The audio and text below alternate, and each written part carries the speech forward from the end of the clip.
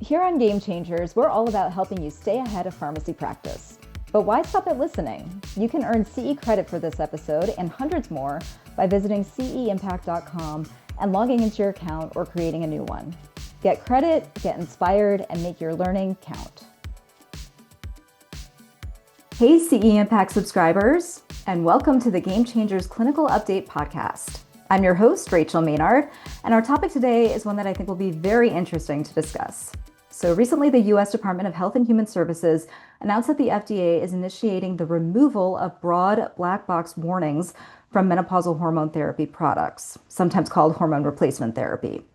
And this is part of a swinging pendulum that's been happening over decades, and this labeling change has been called years in the making from some leading organizations. So today we're going to sort through all of that noise and headlines. We're going to discuss why hormone therapy has a complex history. We'll clarify what FDA has recently done and why. And we'll come to a bottom line on how we as pharmacists can support patients with evidence-based and individualized decision-making. So to help shed light on this topic, I'm so excited to introduce our guest today, Dr. Erin Raney. So welcome, Erin. Thank you. I'm excited as well. Excellent. Well, Erin, maybe you could share a little bit about your background, your current role, and why you're interested in this topic. Yeah, great. As I mentioned, I'm really excited to be talking about this topic. I am a professor of pharmacy practice at Midwestern University in our Glendale campus. And over my career since 1998, I've had a role in academia. I've had an interest in endocrinology and had clinical practice in family medicine. But I've also taught endocrine topics for those years and continue to here at Midwestern. And as I have had this love for reproductive health care and endocrine topics, I have had output in clinical practice, but also in scholarly work as well. So this is my wheelhouse, and it is great to be here to talk about it. Fantastic. Well, thank you so much for your time. I know you've got a busy schedule, so really appreciate you joining us today. Yeah. And I just love that you brought up 1998 as the year that you sort of, you've been seeing this through all of the changes that have evolved over the last few decades. And so I think to help put this most recent change in perspective, it'd be really helpful to understand the history that sort of led us here. And I mentioned that pendulum sort of swinging back and forth over the decades. Yeah. So could you give us an overview of the change in thinking that we've seen with hormone therapy over time and just sort of that historical background? Yeah, if anything is beneficial about being around so long, I can provide a historical perspective. Hormone therapy for menopause was popular in the 1940s, 50s, and women were receiving benefit all the way back then from estrogen. There was a concern in the 1970s when they realized, when we give estrogen to a woman with a uterus, she gets endometrial cancer. So that caused increased information about needing a progestin added to an estrogen in women who had a uterus. So we proceed into the 1980s, and there is common use of estrogens with or without progestins for hormone therapy at menopause, and a recognition that perhaps even giving that therapy lifelong through menopause and postmenopause would provide some chronic disease prevention benefits, things like heart disease reduction, osteoporosis prevention, even cognitive benefits. With that, Pause for a second there. So in the 80s timeframe that you're mentioning, estrogen therapy, hormone therapy was being used to help manage menopausal symptoms specifically. It was not being used for chronic disease prevention at that point. It was being used for menopausal symptoms. Is that right? yeah, it was being used for symptom management, but noticing that this could be the need to replace hormones. That's where the HRT came from, Okay. that are missing postmenopause, and to really put a woman into a premenopausal state again, Mhm. with not only symptom benefit, but long-term benefit, was the expectation at that Gotcha. time.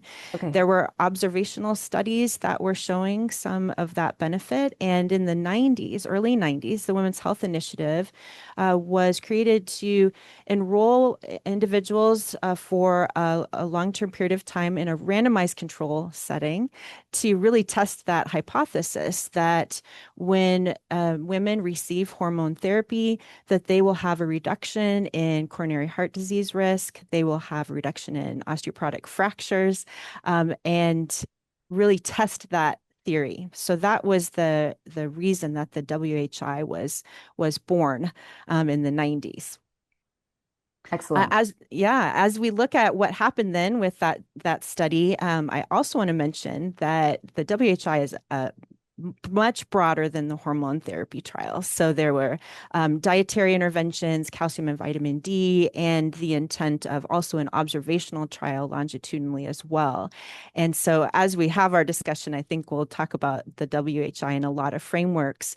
But what we are most interested in, I think, in right now is looking at those hormone therapy trials that were the RCTs. They enrolled individuals through 1998, and then as we know, in the 2002 year, when I was prepping menopause lectures very routinely after teaching this topic to pharmacy students for several years, the menopause world turned upside down because there was evidence in the estrogen progestin arm, that was our conjugated equine estrogens with medroxyprogesterone orally, that there wasn't evidence that there was this CHD risk reduction. In fact, there is trending towards an increased risk along with increased stroke and VTE or thromboembolic events. But then also what was shown is increased incidence of breast cancer. So that arm of the trial was halted in 2002. We had the trial that involved the estrogen-only arm that continued a couple years longer than that, 2004. And the reason that that happened was, although there was some evidence of increased strokes, there wasn't that breast cancer increased risk. In fact, there was an evidence towards a lower risk. There still wasn't that CHD risk reduction that was expected, and that's why that one was halted in 2004, a year earlier than intended. Excellent summary. And maybe you can talk now about the aftermath of that, because you said it flipped Mhm. everything on its head. I'm sure you had Yeah. to immediately think about how your Yes. teaching was going to change. Yeah. So now, once we had that initial data from the WHI, what was the response to that? And what did women, clinicians, what did we all take away from that? Yeah, so it was a really important time to take the consequences of these findings and move forward with that. I can't imagine what it would have been like if we had social media at that time. There was no social Wow. media. Yeah, absolutely. Um, but irregardless, there was a lot of fear. Patients were worried, clinicians were worried, as you mentioned. What do we do with these findings? Because it was never intended that administration of hormone therapy would cause harm, right? Right. The intent was that it would be helpful in all ways. So broadly, what we saw was a dramatic decrease in hormone therapy prescriptions. That would be expected on both the patient and clinician part, that fear that I was speaking about. Mhm. And then a movement or a change from FDA on product labeling. And so at that point, there was a very broad brush approach to changing and adding a boxed warning to all hormone therapy products used for menopause, estrogen and progestin products, even those that were not studied in the WHI. So all forms, routes of administration, oral, vaginal, transdermal. And that boxed warning summarized the WHI findings at that time, indicated that there was risk in terms of venous thromboembolism, the breast cancer risk with the combo therapy, as well as heart disease risk. And then, if I might just read even from the labeling, a Sure. statement that in the absence of comparable data, these risks should be assumed to be similar for other doses of the products and other combinations and dosage forms. So that was explicitly stated in the boxed warning, and that the product should only be used at the lowest effective doses for the shortest duration of time. So that was the boxed labeling that was added, the boxed warning across the board. And that literally has not changed since then, Right. even though there's lots of new data that's emerged. Okay. Okay. Yeah, so that's a really important point. I think the fact that you said this was applied this box warning was applied to the labeling in response to WHI data. and applied across the board to all the various forms of hormone therapy. And so I think that's a good opportunity actually to just dig a little bit deeper into those various hormone therapy Yeah. products, because you did mention oral versus transdermal versus vaginal. And so help us just get on the same page about what those different forms are and maybe some of the risks that may or may not exist with each type of product, and based on what we know and don't know from WHI. Yeah. So just to give kind of a background, put us all on the same page here, we know that the estrogen component of hormone therapy is going to provide that benefit for menopause symptoms. Now, we can categorize those as vasomotor symptoms like hot flashes, but also vulvovaginal symptoms or genitourinary syndrome of menopause or GSM. And those are very different presentations of symptoms that would relate back to different routes of administration of estrogen. So with estrogens, we have the oral, the transdermal, which could be in a patch form, it could be a topical gel. Then we have vaginal administration in the many different forms, Mhm. vaginal tablets, vaginal rings, creams, other formulations that can be compounded. So we have lots of opportunity with estrogens in that way. The progestins, we have oral formulations, there's a combination patch, but for the most part, we have a less opportunity for the routes of administration with progestins. But within both categories, there's different chemical formulations. So we have the conjugated equine estrogens, which were studied in the WHI. But then there's bioidentical estradiol, which is available in commercial and compounded formulations. We have medroxyprogesterone, which is the progestin that was studied in the WHI, but we also have bioidentical progesterone, which comes in a micronized form, and that also either commercially available or compounded.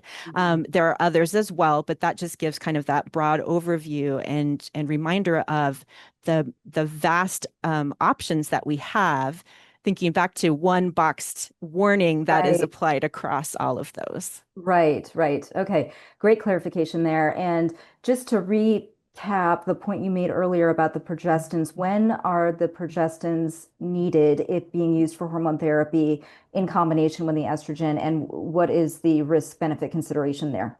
If you could Yeah, just summarize so that again. yeah, the issue with estrogen that's unopposed is that when someone has a uterus, then that endometrial lining, we can have hyperplasia and a risk for endometrial cancer. What we know is that we can administer progesterone or progestin along with the estrogen that prevents that hyperplasia and reduces the endometrial cancer risk back to baseline. We have to be careful not to say zero because there Sure. might be an additional risk for cancer that a patient has. When we do that, we can either give it in a daily dose or in a sequential dose, which might be 12 to 14 days each month. But that provides that protection. Now, to get onto another topic, we don't only have to use a progestin. There's a SERM or a selective estrogen receptor Mm, modulator, basidoxifene, that also provides that protection. And that's a completely different product. But overall, when a woman has a uterus, then we want to protect that endometrial lining. And the way to do that best would be with the estrogen in combination with a progestin. okay, excellent. Again, great summary and orienting us. And I do appreciate that you mentioned, we're focusing on hormone therapy in this discussion, but there are other therapies that may be used to help manage menopausal symptoms that we're not really going to be able to address in much detail today, but good to be aware of other options as well. And narrowing in on our hormone therapy, thinking about some of these more recent changes from FDA. Let's talk now about what those recent labeling changes are, what Yeah. prompted this change, and there's quite a lot of nuance in terms of what was removed, what wasn't removed, and how it affected various products. So that's why that overview you gave of the local versus systemic is so important. So let's dive into that a bit more. Yeah, so as we think about the recommendations just in last fall for labeling changes, I do want to provide the perspective that this is not a new request or something that has just come up in 2025. The experts in menopause care have been requesting a labeling change for the last 20 years since the Hmm. WHI. specifically for the vaginal estrogens, Mhm. which we know are not, except for one product, there is one vaginal ring that is intended for systemic absorption. That's the estradiol acetate ring. The other vaginal products don't provide this excess serum estrogen level that would be anything different than our postmenopausal level. And so, all along, past decades, even petitions to FDA have been denied for labeling changes on those products. So in the changes that happened when it came out as the announcement, the change to label the labels for vaginal estrogens has been applauded by Mhm. pretty Mhm. universally. And Mhm. that would be removing the WHI data that was not related to vaginal estrogens from a boxed warning there, and only having in the vaginal products the summary of studies that were of vaginal estrogens. Mhm. So Mhm. that is that side of things. Now, as we look at the systemic therapies, there's also a recommendation to remove the components of the boxed warning for all systemic products, whether it is oral or transdermal, and also vaginal, as I mentioned, related to risk for heart disease, breast cancer, et cetera, that occurred from the WHI initial data. Mhm. Those that removal will be across all products. Um, there's recommendation to add some language about preferentially considering hormone therapy for vasomotor symptoms in individuals who are within 10 years of menopause, under 60 years old. That will be something that might be added to the labeling there.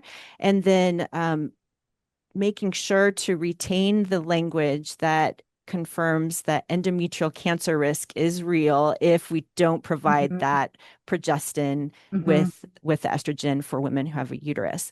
So that's kind of some of the language that's expected to change in the product labeling. Excellent. So, just to narrow in on one of those changes, which I think is really important, and we can tie back to the WHI data a bit, is that addition of the consideration of starting hormone therapy for moderate to severe vasomotor symptoms in women less than 60 years old or within 10 years since menopause. Maybe we can dig into that a little bit more because this timing Yeah. consideration, I think, is an important one to be aware of. Yeah, so I think one of the things that came out right away in 2002 and 2004 is this interest from researchers and why were these results seen? What was happening here? And notably, the WHI was enrolling participants to look at cardiovascular health and fracture risk reduction, and needed a population that would have event rates that would be they'd Mm-hmm. be able to show a reduction in for an RCT, as we know from our study design. So the intent of that study was not to evaluate women only in their early menopausal years who for symptom management. They already knew that it helped with vasomotor symptoms Right. at that time. Because of that, then the initial WHI data that was included in the box labeling, boxed warning, only summarized what was initially reported in 2002 and 2004, which is all of that cohort of women 50 to 79. What were the outcomes that were seen there? Now, subsequent to that, then there was a lot of interest in looking at this timing. What happened to women in that first decade postmenopause, second decade, third decade? Was there Hmm. any difference in this? And that was significant in terms of seeing some unique findings where the cardiovascular risks were and the breast cancer risks were minimized in those early years and more available and evident in the later years. That's the general trend. Now, if we look at each type of risk, there's nuance there. So as the research has developed over the last 20 years, not just the WHI findings, but also many other researchers who are looking at transdermal estrogens or vaginal estrogens or different estradiol versus conjugated estrogens, it has been very important to identify what age group are we studying here. Hmm. Is it intended that we're looking at newly menopausal individuals who are having vasomotor symptoms or symptoms of menopause? And how does that translate to risk? what has been fairly consistent, and if we look at guidance documents from these expert groups, there's a general guidance that the lowest risk time to use hormone therapy is in that less than 60 years, first 10 years of natural menopause. That is one thing that seems to have an general agreement upon. And so having that part of the language in the product labeling is kind of where that's coming from. But it was not digested in that way in the initial reporting of the results in 2002 and 2004. It was all the 50 to 79-year-old data together. Right. So important distinction there. I think the recurring theme that will probably come through in this discussion is individualizing care. And so age and onset since or when they had menopause, those are very important factors to be considering when thinking about the risk benefit evaluation for a given patient. One other thing I thought was interesting about the labeling change that is being made is the removal of the recommendation to use the lowest effective dose for the shortest amount of time. What are your thoughts on that? Because, with any sort of therapy, regardless of what we're talking about, reevaluation and, following up the patient, reassessment seems to be something that we want to be considering all the time. What is your professional stance on that, or your take on that change and removing that wording? Yeah, I think what would you summarize the organization's stance on? Yeah, I think that's really important to consider. One thing that I want to highlight here is that in these studies of the individuals in those earlier years post-menopause, we want to consider that this doesn't reflect on risk with individuals that have had premature menopause, less than 40 or less than 45. Less than 40 is called primary ovarian insufficiency. There's a completely different risk profile for those individuals. So we are talking about our natural menopause average age in the US, 53, that type of age group when we discuss this. Shortest period of time and lowest effective dose seems pretty reasonable, doesn't it? Mm-hmm. But one of the things that we want to consider is that this is one of the areas that I think is the most controversial that is coming out of this labeling change, because we need to remind ourselves that when we look at the WHI data, those individuals in the study received hormones for between 5 to 7 years, depending on which arm they were in. And the follow-up that we have, 13 years, 17 years, 20 years, now we'll have 25-year data. That is not of 20 persistent years of hormones. That is of receiving hormones for 5 to 7 years when you are in your early 50s. And then what happens 20 years later. Mm-hmm. There isn't this longitudinal data set of what happens when we even start at age 50 or 52 and then continue to use therapy until 70, 80, 90. Mm-hmm. So with that lack of data, what is supposed and recommended with the expert societies is that they don't recommend any certain age as a cutoff for hormone therapy. There is very clear support for considering continuing therapy into the 60s or beyond, but it has to involve all of this individualized risk assessment. Mm-hmm. So I think what the experts are saying, and I agree with, is that you can take a 54-year-old who has higher cardiovascular risk than some 60 or 70-year-olds, Mm-hmm. that we don't want to only limit it to age. We want to consider that risk. So I guess from my standpoint, I like the idea of, with any medication, let's use the lowest effective dose, right. But the shortest period of time, really not so much thinking that it has to be at age 60, we have to stop, but considering that what we need to do is make sure there's consistent evaluation. And this is not a one and done. We are not evaluating a woman at age 52 and saying, here you go, have hormones the rest of your life. We are saying, let's evaluate you at 52, 53, 54, 55. And it is time intensive, and wow, we deserve it, right? That is the important thing that comes out of all of this. So I guess that's my thought. And really, you'll see it if you read the guidance documents from International Menopause Society, the Menopause Society here in the States. They all agree that let this be a shared decision with the patient Hmm. and not only age-based. Hmm. Because patients going through having menopausal symptoms, they may have them for years, right? I mean, from 50 up until 60s or up until 70, is that common?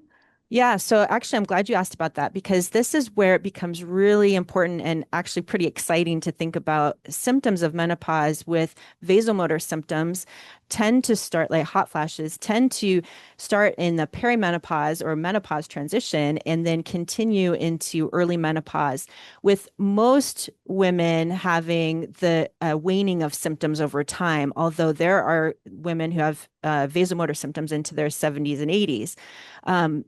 The other side of things, that vulvovaginal atrophy, the genitourinary symptoms, that those genital and urinary tissues are susceptible to lack of estrogen lifelong, and it actually worsens over time with Mm, aging. mm, So when we can really fine tune this to a decision, what is our patient experiencing? For vasomotor symptoms and systemic estrogen that's needed for that, that might be one line of thinking in terms of how long the therapy is beneficial. But then we have these the local vaginal urinary symptoms that this is why it's so important to delineate the vaginal mhm, estrogens, and mhm, that the local low dose might be something that's used for a very long time in an mhm, individual, and to make sure that we're keeping track of the risks appropriately, mhm. because menopause symptoms are worsening over time with vaginal symptoms and waning over time typically with a vasomotor symptom. So we'll Gotcha. Yeah, great point to clarify. And still thinking about that reassessment, like you say, every year is important, but not being necessarily alarmed if you're seeing a patient for years on a local product because they may need that, as long as that reevaluation is happening, but they may need that, as you say, because the symptoms can continue to get worse over time with age. yes. Okay. And another area that you'll see, and this is why we don't want to oversimplify any of this, and why Right. it's so exciting to just have conversations now that are very public. It's a great opportunity, is that the the nuance to individuals who might need vaginal estrogens long term might have cancer diagnoses and Hmm. are cancer survivors of various types of cancer, and working with oncologists to determine, could those local estrogens vaginally administered be something that is absolutely necessary for quality of life? So Hmm. that's just one example of how much opportunity we have to really make sure that we're bringing in the expertise for that individual, whether it's Absolutely.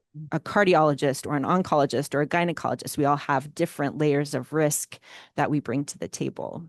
Absolutely. So, I think we've got a good handle on what those FDA changes are, and uh, as you've sort of alluded to, I think we're going to see probably a lot more interest from patients and the opportunities to Mm. have some of these discussions. So, thinking about, if you have a patient who's asking you as a pharmacist about what should I make of all of this news about hormone therapy, is this something I should be thinking about? How do you sort of guide the patient and ask those assessment questions to determine if that risk benefit makes sense for them? What are the things that go into that decision-making process for you?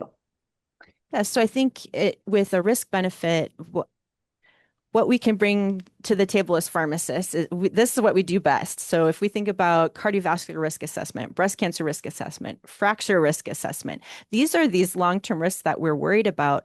We know how to do that. There are risk equations that we can utilize to take into account a patient's family history, their weight, their lifestyle, alcohol use, smoking status, genetic makeup, what is happening with their cardiometabolic risk or cancer risk related to all of these things, fracture risk, et cetera.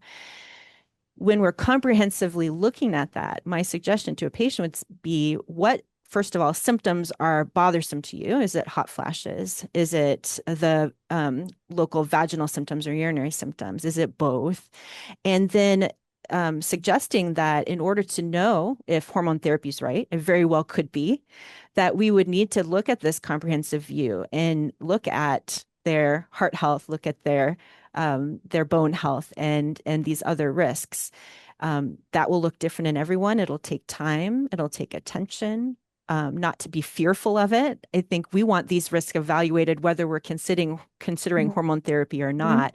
And so to just normalize the conversation to, wow, any individual in midlife needs to be looking very carefully at all of these risks.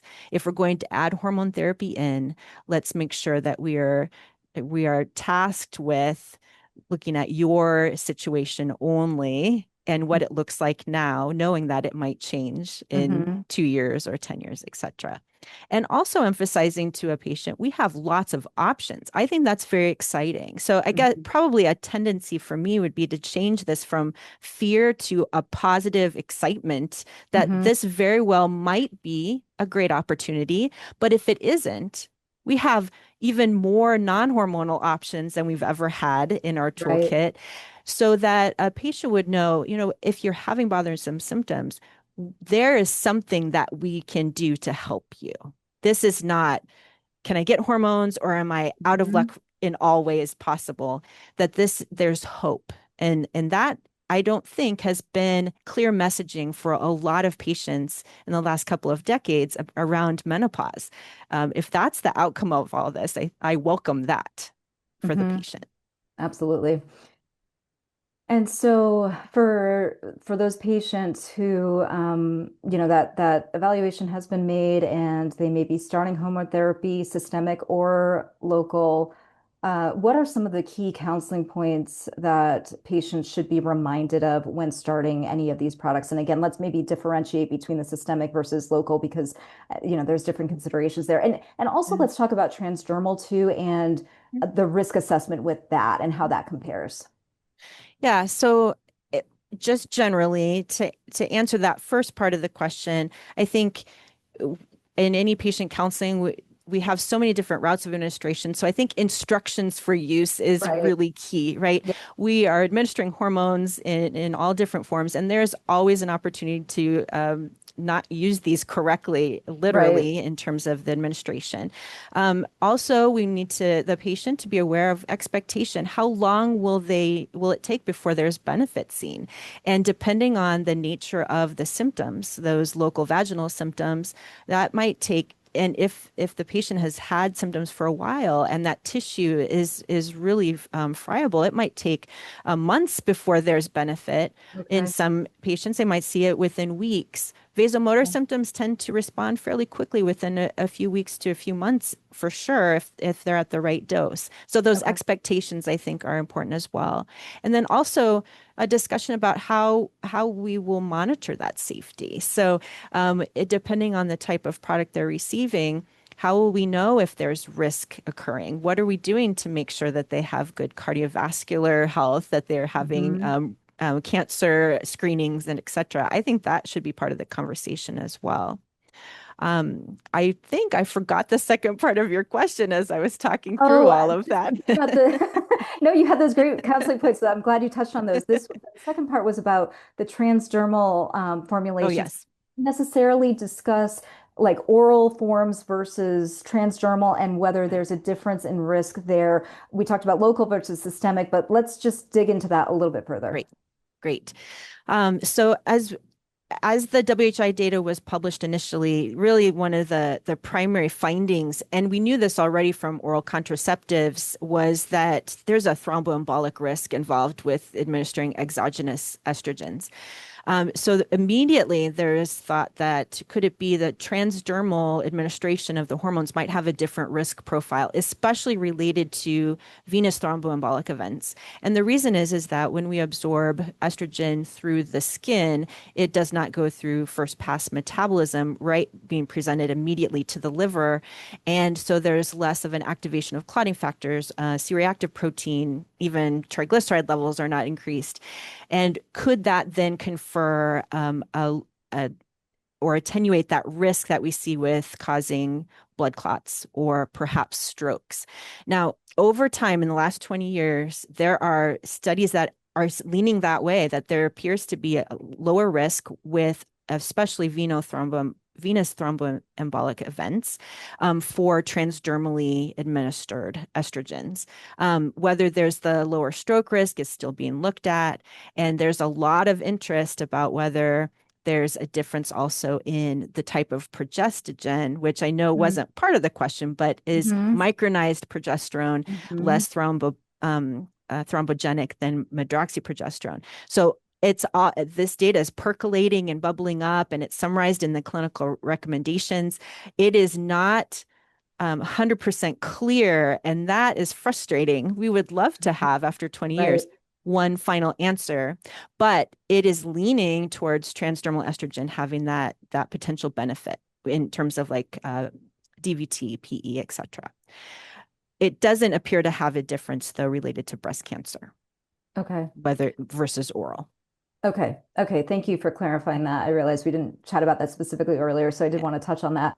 Yeah. So I think the bottom line from what you've summarized and what the professional organizations are coming out with in response to the FDA changes is uh, there is with systemic products in particular, there is risk, but it's not necessarily the same for every patient because this is such an individualized decision-making process. You need to be thinking about those patient risk factors, such as age, such as time since menopause, their personal history, their family history, sort of that broad assessment that you walked us through so nicely earlier, and just a great opportunity to have those conversations and use this as an impetus to allow patients to be coming to you with questions and reevaluating, maybe patients who had ruled out hormone therapy but have been suffering from menopausal symptoms. This is an opportunity for us to re-engage in those conversations. Is there anything else you want to summarize from sort of the data or these changes or the professional organizations, any sort of other key takeaways that we may not have had a chance to discuss? Well, I could talk for days about this. So, yes, lots of things. But one thing I would like to also bring attention to in doing additional reading, which I recommend for all of us, is that there are some tools emerging for assessing risk related to menopause therapy. A couple of years ago, there was a publication out of the American College of Cardiology that gave kind of a risk assessment view for heart disease risk and whether hormone therapy would be appropriate, putting people in low, intermediate, or high risk. And the low risk, you can use systemic therapy in all forms in that earlier age group, 50 to 59. If they were intermediate risk based upon the assessment, then maybe the transdermal. High risk, don't use, go to non-hormonal. So that kind of tool is something that I'm anticipating will continue to emerge. And we need to watch for those things because this doesn't need to be a guess. We need to be Mhm. able to use these risk assessments in a way that then is supported by expert guidance and documents like that from the cardiology side. There's documents like that from the oncology side. This is what will help those assessments. But I'm just excited that there's a conversation about it. And what we don't want to do is take the concern about the broad brush oversimplification of risk that occurred from WHI and now have a broad brush Right.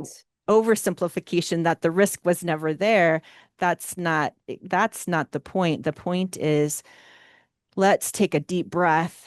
Let's talk to each individual without fear and really see what's on the table for them as far as options, hormonal or non-hormonal, and remove some of that emotion. Let's live in the gray. And I Mhm. tell my students, let's embrace the complexity. Don't try to make this easy. The individuals that you're working with, those patients deserve that we are taking this in as a complex decision, but that's what we have our expertise in. We don't need this to be simple. So when we look at how this is all communicated, we really want to be careful that patients are aware that this is not a one size fits all in the opposite way either. Right. And we need to take care to look at all the data. And the data are summarized even just last month. The International Menopause Society published in December 2025 updated recommendations for care at midlife in menopause. We have the resources available. Let's dig in. Our patients deserve that. I just love how you summarize that. It just made me excited to be thinking about what an opportunity this is to help improve care for patients. And as you said, embrace it, welcome that, and encourage those discussions. I also love how you highlighted the fact that we need to stay on top of this because this will continue to change. And this is something we are going to be continuing to get questions about, but also more tools and resources will be coming out about this. I really love the fact that you highlighted that there are already tools for cardiovascular risk assessment tools that can really help guide those conversations. Because I do think both with cardiovascular disease and with breast cancer, for example, people may think that these options are eliminated for them, but that's not necessarily the case, especially depending on the formulation and product you're talking about. So I just think that's a really important point. And just this idea of the pendulum maybe coming in the right, in the center here a little bit more than where it was in the past, decades back and forth. Maybe we're narrowing it in the center, but also not making these blanket one size fits all considerations for pro or against. I just think that's such a nice takeaway for our listeners. And actually, with that, I will go ahead and ask you because it is our Game Changers Clinical Update podcast. So, what would you say is the game changer for our listeners today? What would you want them to walk away with? I think we just had a nice summary there, but maybe one more game changer for them to be thinking about. I have already probably alluded to this, but I just want to reiterate the opportunity that the care for individuals experiencing menopausal symptoms has never had a bigger toolkit. We are ready, and if we do our due diligence with the data and recognize that there's emerging data every month of every year, that continued investigation and digest that data on as good consumers of data would, that is what the opportunity brings. Whether or not there is a change in the warning label on the product is not really the game changer to me. The game changer is that these concepts were known all along. The guidelines have always talked about these individualized risk assessments. It's just opened up the discussion to be something that I think experts have been asking for decades. And now we have that opportunity. But it is not straightforward and easy, as humans are not. Of course not. And I love how you said too, like, live in the gray. Nothing is black and white when it comes to caring for patients. It would be great if it was, because obviously that would make things very easy, but that's why we're here and we're empowering our ability to care for patients and really individualize that thought process. So I just love that you summarized that so well. And thank you so much, Erin, for your expertise today. I just really appreciated hearing, especially your personal perspective from that start of all of this and where we are now. There's been a lot of evolving evidence, and it's just great to hear you summarize it as you did. So thank you so much for your time. Well, thank you for the opportunity. I really appreciate it. And I'm learning every day myself. So we are all in the boat together. So it's a really exciting time. Fantastic. Thank you so much. Thanks. So listeners, be sure to claim your CE credit for this episode of Game Changers by logging in at CEimpact.com. And as always, have a great week and keep learning. I can't wait to dig into another game-changing topic with you all next week.